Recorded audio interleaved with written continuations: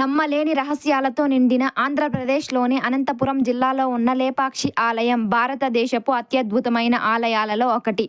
ఇక్కడి ప్రతి రాయి, ప్రతి శిల్పం ఒక కథ చెబుతుంది. కానీ వాటిలో కొన్ని మాత్రం మనసును దోచుకునే మిస్టరీలు.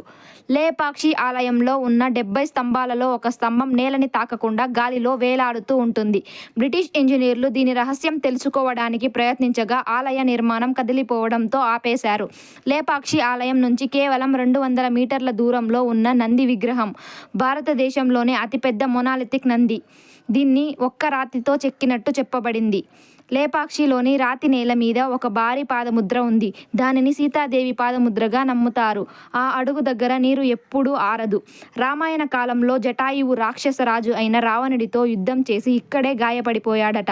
ఆ సమయంలో రాముడు లేపక్షి అన్నాడని, ఆ మాటే లేపాక్షిగా మారిందని అంటారు. లేపాక్షి ఆలయం గురించి మీకు ఏ ఫ్యాక్ట్ ఎక్కువగా నచ్చింది? కమెంట్స్లో చెప్పండి.